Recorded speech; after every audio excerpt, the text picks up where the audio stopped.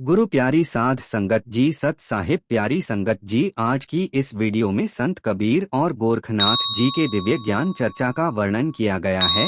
प्यारी संगत जी, इस वीडियो को लास्ट तक जरूर सुने और आपसे विनती है कि इस चैनल को सब्सक्राइब करके लाइक वाली बटन को जरूर से जरूर प्रेस कर दें। संगत जी, एक बार कबीर साहिब गंगा के घाट पर बैठे। गंगा की आरती समाप्त हो चुकी थी। घाटों पर साधु संत ध्यान मग्न थे। सुबह की पहली किरण गंगा की लहरों पर पड़ रही थी और वहीं पर एक कोने में बैठे थे संत कबीर जी। ना वह ध्यान में थे ना आसन में, बस आंखें बंद, तन एकदम सीधा और चेहरे पर ऐसी शांति मानो भीतर कोई संगीत बज रहा हो। और उसी समय उस घाट पर महान सिद्ध गोरखनाथ अपने शिष्यों के साथ आते हैं। अपने शिष्यों से पूछते हैं, बोले कौन पुरुष है जो बिना आसन, बिना मंत्र, बिना तपस्या मुद्रा के ध्यान में है? तो उनका जो प्रमुख शिष्य था उसने कहा, गुरुदेव यह कबीर है। एक जुलाहा, परंतु लोग कहते हैं यह साधु नहीं संत है। बिना मंदिर, बिना तीर्थ, बिना पूजा, बस नाम लेता है। गोरखनाथ जी ने पूछा, नाम और इतना शांत? चलो देखें कितनी गहराई है इसके मौन में। गोरखनाथ जी धीरे से उनके पास जाते हैं और उनके सामने बैठ जाते हैं। फिर धीरे से कहते हैं, हे साधक, कौन हो तुम? तुम्हारा गुरु कौन है? कौन सी क्रिया करते हो तुम? लेकिन कबीर साहिब जी आंखें नहीं खोलते, ना ही कुछ बोलते। एकदम मौन, मनो मौन के सागर में गोते लगा रहे हो। गोरखनाथ जी अब थोड़ा सा ऊंचे स्वर में बोलते हैं। उनके अंदर का मानो अहंकार जाग रहा हो। बोले, क्या मौन ही तेरा उत्तर है? तो कुछ क्षणों के बाद कबीर जी ने आंखें खोली और शांत दृष्टि से देखते हैं और धीमे स्वर में कहते हैं, शब्द बोलते हैं, तर्क और मौन बताता है सत्य की। जो मौन है वह आपको सत्य का आभास कराएगा और जो शब्द है वो केवल तर्क करते हैं, वह सत्य का आभास नहीं कराते। तुम उत्तर सुनना चाहते हो, लेकिन मैं चाहता हूं कि तुम स्वयं प्रश्न से पार हो जाओ। तुम कहाँ प्रश्नों में उलझे हो? इन प्रश्न से पार चलो। उत्तर क्यों सुनना चाहते हो? उत्तर को स्वयं खोजो। इस पर संवाद शुरू हो जाता है।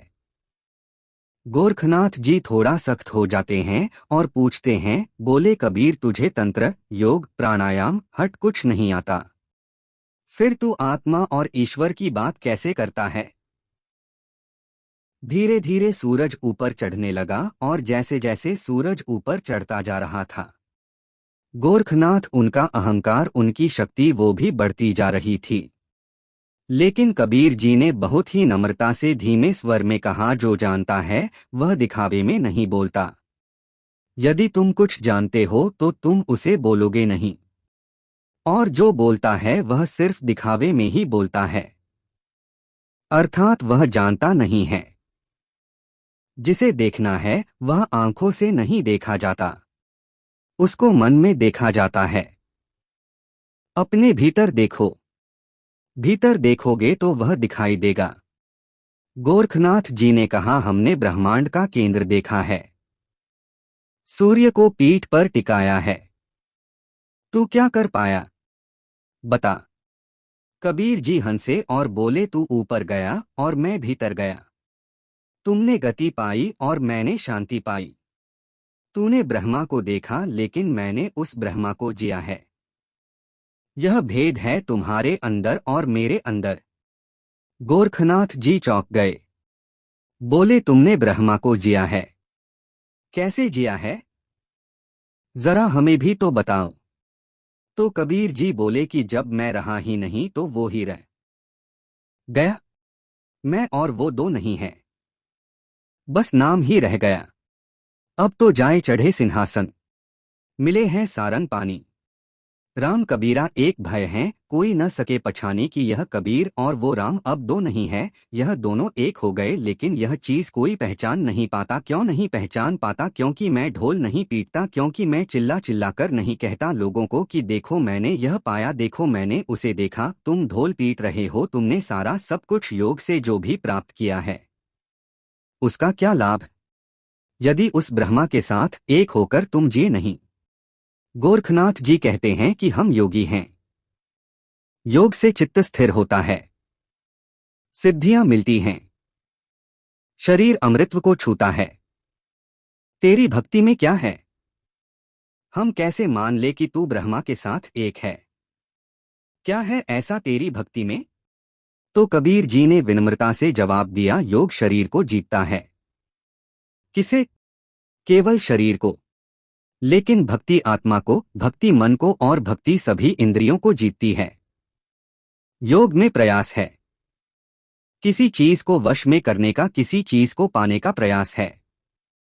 लेकिन भक्ति में समर्पण है।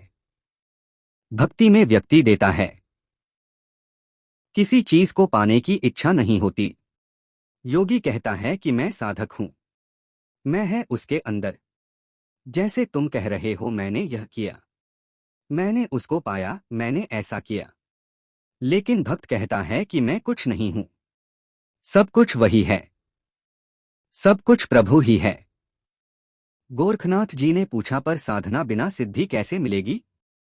अरे सिद्धि भी तो चाहिए। तो कबीर जी ने कहा कि सिद्धि वही है जो शांति दे, जो यह सांसारिक चीजें उपलब्ध कराए। वह काहे की सिद्धि और कैसी सिद्धि? जिस सिद्धि से अभिमान पैदा हो वह तो बंधन है, लेकिन भक्ति वह छुरी है जो मनुष्य के अहंकार को काट देती है। इस पर गोरखनाथ जी ने पूछा कि तू योग को अस्वीकार करता है? तेरे कहने का अर्थ है कि योग की कोई महत्व ही नहीं, कोई महानता नहीं है योग की, और सिर्फ तुम्हारी भक्ति की महानता है। तो कबीर जी ने कहा कि नहीं, योग और भक्ति दोनों ही सुंदर हैं, पर जब योग से मैं उभरना शुरू हो जाए, अर्थात जब योग में व्यक्ति के अंदर अहंकार आ जाए, तो फिर उस योग का क्या लाभ है? और भक्ति से मैं मिट जाता है, और मैं तो उस मिटने को ही चुनता हूं, क्योंकि जो मिट गया वही आगे किसी को पा पाता है। जिसके अंदर मैं है, अहंकार है, वो कैसे किसी को प्राप्त कर सकता है? जरा किसी के साथ बैठकर देखिए और उसके साथ आप सिर्फ अपनी ही अपनी प्रशंसा करो और सामने वाले को कुछ ना समझो, वह तुम्हें त्याग देगा। यह तो खाली एक सांसारिक जीवों की बात मैंने कही है, लेकिन उस परमात्मा के साथ भी अगर तुम मैं रखोगे तो जरा बताओ, जब तुम संसारी के साथ ही नहीं रह सके तो उस परमात्मा के साथ कैसे रह पाओगे? इसीलिए इस मैं को त्यागो। कबीर साहिब जी धीरे धीरे घूमते घूमते गोरखनाथ जी के साथ एक मंदिर के पास से गुजरे। तो गोरखनाथ जी बोले बोले, देखो हम शिवलिंग की पूजा करते हैं, वह साक्षात है, प्रत्यक्ष है, तुम उसे अस्वीकार क्यों करते हो? तुम क्यों कहते हो कि इस मूर्ति को मत पूजो? कबीर जी ने कहा कि मैं उसे नहीं अस्वीकार करता, मैं शिव को अस्वीकार नहीं करता, मैं उसे सीमित नहीं करता। लेकिन जिस पत्थर को तुम खोज रहे हो, जिस पत्थर में तुम खोज रहे हो, वह हवा में है, वह जल में है, वह शब्द में है, वह तो हर जगह है। फिर तुम उसे पत्थर में ही क्यों ढूंढते हो? वह तो माता में है, वह पिता में है, वह प्रकृति के कण कण में है। फिर केवल पत्थर की ही पूजा क्यों? गोरखनाथ जी कहते हैं, ईश्वर को सीमित नहीं किया। शिवलिंग है तो ऐसा नहीं है कि हमने इसे सीमित कर दिया, हमने तो उसको प्रतिष्ठित किया है, और जो पूजा करते हैं वह भी एक भावना है। तो कबीर जी कहते हैं कि पूजा तब तक भाव है जब तक वह भीतर को जागृत करें, जब तक तुम्हारे आत्मा को, तुम्हारे मन को वह जागृत करती है, चेतना देती है, तभी तक वह पूजा भाव है। लेकिन जब वह पूजा यंत्र बन जाए तो वह पत्थर से आगे नहीं जा पाती, वह केवल शिवलिंग की मूर्ति को ही देखती है, वह देवताओं की मूर्ति को ही देखती है, क्योंकि तुमने उस पूजा को यंत्र बना दिया। जबकि नाम जप यह भीतर की मूर्ति को तराशता है, तुम्हारे मन को तराशता है, तुम्हारी आत्मा को तराशता है, तुम्हारी चेतना को तराशता है। और जब उसे तराशता है तब समझ आती है कि हाँ, मैं तो कहीं है ही नहीं, जो है सब वही है। गोरखनाथ जी और कबीर जी धीरे धीरे आगे बढ़ते हैं और घाट के एक छोर पर पहुंचते हैं जहां एक चिता जल रही थी। धुआं ऊपर उठ रहा था। गोरखनाथ जी धीमे स्वर में कहते हैं, मृत्यु तो अंतिम सत्य है ना। यह शरीर जो 5 तत्व का है, यह तो विलीन हो जाएगा।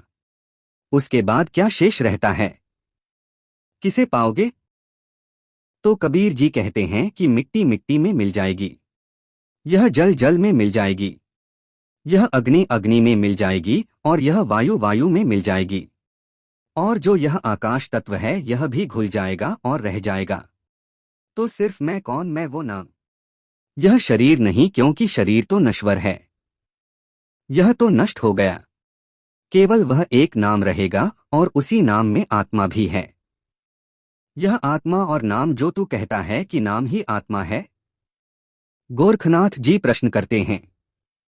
जब कबीर जी ने कहा तो उनके मन में संदेह हुआ कि क्या नाम और आत्मा एक ही है। तो कबीर जी कहते हैं कि नाम वह डोर है जो आत्मा को परमात्मा से जोड़ती है। बिना नाम के यह आत्मा भटकेगी और बिना नाम के इस आत्मा को वापस आना होगा इस संसार में। यह नाम है, यही वह डोर है जिसको पकड़ के यह आत्मा परमात्मा के साथ एक होती है। यह नाम ही है जो मनुष्य के अहम को खत्म करके मैं से तू कर देता है। और नाम वह दीपक है जो मृत्यु के बाद भी जलता रहता है। अब कबीर जी और गोरखनाथ जी धीरे धीरे अपने शिष्यों से दूर आ गए थे। हल्की हवा चल रही थी और झील के किनारे बैठ गए। आमने सामने बैठते हैं ध्यान की मुद्रा में और गोरखनाथ जी पूछते हैं, कबीर ध्यान में मन बार बार भागता है, मैं उसे पकड़ता हूं फिर भी वह लौट जाता है। बार बार उसे पकड़ता हूं और वह बार बार भागता है। कबीर जी ने मुस्कुराते हुए कहा, मन को पकड़ना चाहो मत पकड़ो। क्यों पकड़ना चाहते हो? उसे केवल देखो। जैसे अभी हम झील के किनारे बैठे हैं। इस झील में तुम देखो मछलियां हैं।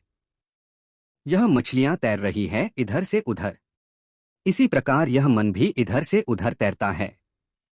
इस मन को देखो कि यह क्या कर रहा है, लेकिन इसके पीछे भागना नहीं। अभी हम यहां बैठे हैं, क्या हम पीछे भाग रहे हैं मछलियों के? नहीं। ठीक इसी प्रकार इस मन को पकड़ना मत चाहो। उसे देखो जैसे कोई नदियां बह रही हो। उसमें उतरना नहीं, किनारे बैठ जाना है। तो गोरखनाथ जी पूछते हैं कि अगर मन ऐसे ही भटकता रहा तो बिना एकाग्रता के साधना कैसे होगी? कबीर जी बोले कि नाम जप वह बांसुरी है जिससे मन की हवा स्वर बन जाती है। तू जपता रहे वह अपने आप स्थिर हो जाएगा। मन कहीं भी भागे, नाम जपते रहो। नाम दिया ही इसलिए जाता है ताकि आपका मन स्थिर हो जाए। पहले अपने तन को स्थिर करो, फिर अपने मन को स्थिर करो। नाम जाप करते रहोगे, मन अपने आप ही स्थिर हो जाएगा। तन स्थिर मन स्थिर पवन थिर सूरत निरत थिर होए, कहे कबीर ता दास को पला ना पकड़े कोई, कि जिसका तन स्थिर हो गया, जिसने नाम जाप के द्वारा अपने मन को स्थिर कर लिया और जिसके प्राण स्थिर हो गए, अर्थात जो पवन चल रही है यह पवन श्वासों से प्रकाश में परिवर्तित होनी शुरू हो गई और जिसकी सूरत नृत्य में परिवर्तित हो गई और निरत स्थिरता के साथ उस नाम में लगी हुई है, उसका काल भी पल्ला नहीं पकड़ सकता, उसका कोई कुछ नहीं बिगाड़ सकता। वह उस परमात्मा में खेलता है, फिर वह उसके साथ एक हो जाता है। तो इसीलिए तुम नाम जपते रहो, आपका मन अपने आप स्थिर हो जाएगा। तो गोरखनाथ जी बोले, क्या नाम ही सब कुछ है? तो कबीर जी ने कहा कि नाम ही बीज है। साधना, योग, ध्यान यह सब उसकी शाखाएं हैं। पर नाम बीज वृक्ष कैसे? ऐसा कैसे कह सकते हो आप? तो कबीर जी ने कहा कि उस परमात्मा को मिलने के लिए यह नाम ही बीज है और इसी बीज से ही साधना, योग, ध्यान यह सारी चीजें उत्पन्न होती हैं और यही तीनों शाखाएं आगे चलके उस परमात्मा रूपी फल की प्राप्ति कराती हैं। इसलिए मैंने कहा यह नाम ही बीज है और यह नाम ही आगे वृक्ष है। तो गोरखनाथ जी अपना योग का जो साधना स्थल है वहां पर आते हैं। कबीर जी के साथ वहां पर अद्भुत ऊर्जा है। अनेकों साधक क्रियाएं कर रहे हैं। उनका एक शिष्य अग्नि पर चल रहा है तो एक जल के ऊपर ध्यान लगा रहा है। तो गोरखनाथ जी बोले बोले देख कबीर, यह है सिद्धियों की शक्ति।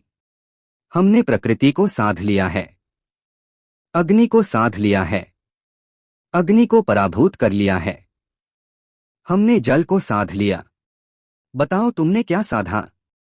यह तपस्या का फल है, तप का फल है।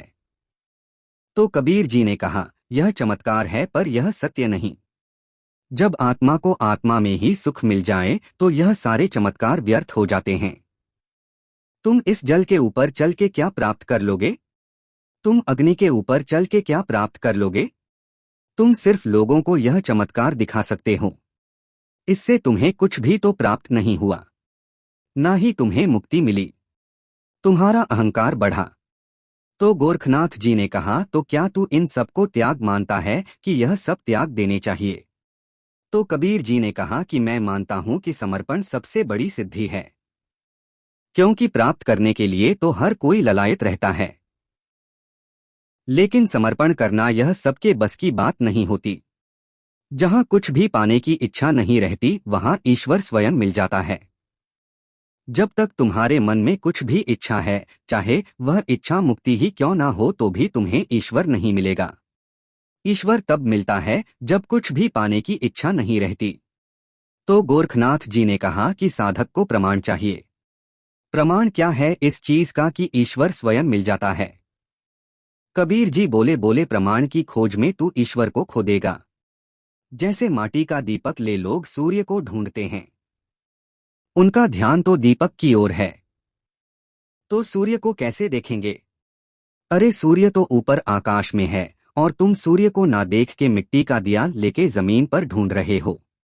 आजकल बहुत से लोग प्रमाण मांगते हैं कि जो कहा है इसका प्रमाण क्या है, जो बताया है यह लिखा कहाँ है।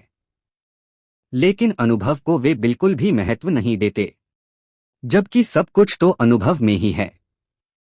अनुभव ही तो है जो व्यक्ति को मुक्त करता है, बाकी सब तो बंधन ही है। कितने ही प्रमाण लिया हो सब बंधन में है। अनेकों अनेक प्रमाण मिलेंगे वेदों में, उपनिषदों में, शास्त्रों में, पुराणों में, पुस्तकों में, ग्रंथों में, लेकिन क्या उससे कोई मुक्त हुआ?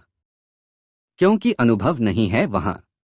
जिसे तुम पढ़ रहे हो वह किसी और का अनुभव है, उससे कोई और पार हुआ है।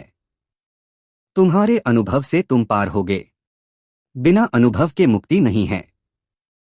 इतना कहकर कबीर साहिब जी फिर से मौन हो गए। गोरखनाथ जी बोले इतनी लंबी वाणी के बाद अब तुम फिर मौन क्यों हो कबीर?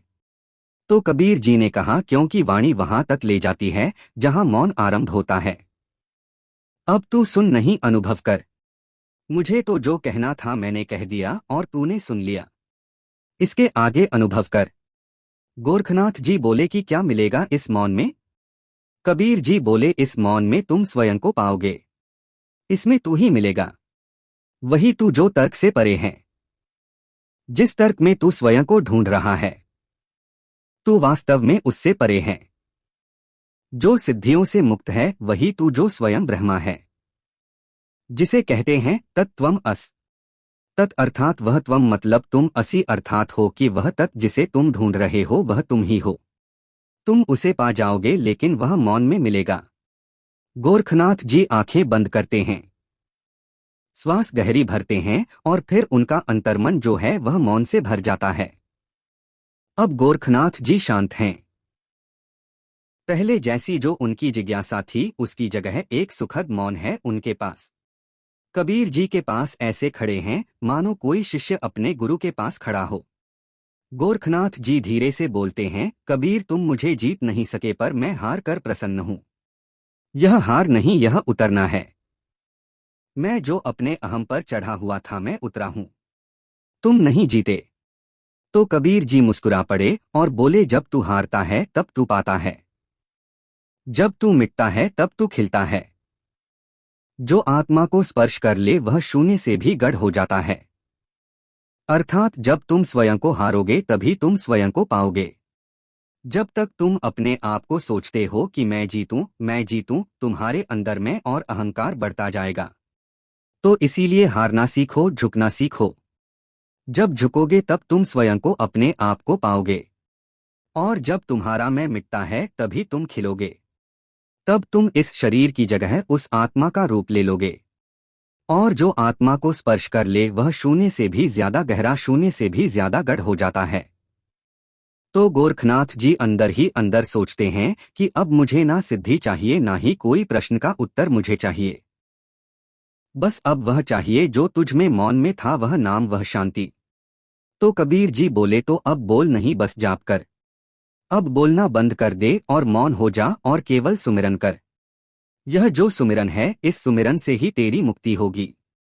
इस सुमिरन से ही यह अहंकार खत्म होगा। यह सुमिरन ही आत्मा और परमात्मा को एक करेगा। गोरखनाथ जी अब हाथ जोड़ते हैं और कबीर जी से विदा लेते हैं। लेकिन जाते जाते कहते हैं कि मैं यहाँ पर तर्क लेकर आया था, तर्क करने के लिए आया था, लेकिन अब प्रेम लेकर लौट रहा हूँ। तूने मुझे मैं से बाहर निकाला है। अब मेरे अंदर कोई द्वंद्व नहीं, बस अद्वैत है, एकत्व है। कबीर जी कहते हैं सत्य वही है। जो प्रेम में उतर जाए वही सत्य है। जो भीतर की नदी को शांत करे। मन की जो लहरें हैं, नदी की मन रूपी जो नदी के अंदर वासनाएं, कामनाएं रूपी जो लहरें हैं, उन्हें जो शांत कर ले वही सत्य है। वही अपने आत्म तत्व को पा पाता है। तू अब योगी नहीं है, अब तू प्रेमी हो गया है। इसलिए अब तू उस प्रेम के रास्ते पर चल। गोरखनाथ जी ने कहा कि मुझे अब कोई मार्ग नहीं चाहिए। अब सब मार्ग वही है जहां तू बैठा है, जहां नाम है, जहां मौन है। कबीर जी ने कहा, और जहां तू भी है, क्योंकि तू अब वह बन गया है जैसे बूंद सागर में गिरती है, या सागर बूंद में कोई नहीं बता सकता। एक बार बूंद सागर में मिल जाए तो कोई नहीं कह सकता कि कौन सी बूंद गिरी और कहां समाई। तो इसी तरह अब तू भी उसके नाम में समा जा और उसके साथ एक हो जा। और प्रणाम करके गोरखनाथ जी आगे चल देते हैं। तो यह गोरखनाथ जी और कबीर साहिब जी के बीच की जो वार्ता थी, यह आपको सुनाई आज। तो इसमें बहुत से गहरे प्रश्न, बहुत से गहरे राज हैं जो इन दोनों की वार्ता से खुलते हैं। अगर आपको समझ नहीं आता तो बार बार सुनिए, दोबारा सुनिए इसे, क्योंकि इसके अंदर कबीर साहिब जी ने वह चीज बताई है जो अक्सर हमारे दिमाग में नहीं घुसती। अक्सर हम जिनकी तरफ कभी ध्यान नहीं देते, लेकिन जो बहुत गढ़ है। प्रभु का नाम लीजिए और प्रेम में रहिए। प्यारी संगत भजन सिमरन करते रहिए। और संगत जी आपसे विनती है कि ऐसी ही सखी सुनने के लिए हमारे इस चैनल को सब्सक्राइब जरूर करना और कमेंट में सत साहेब कबीर दास जी जरूर लिखना।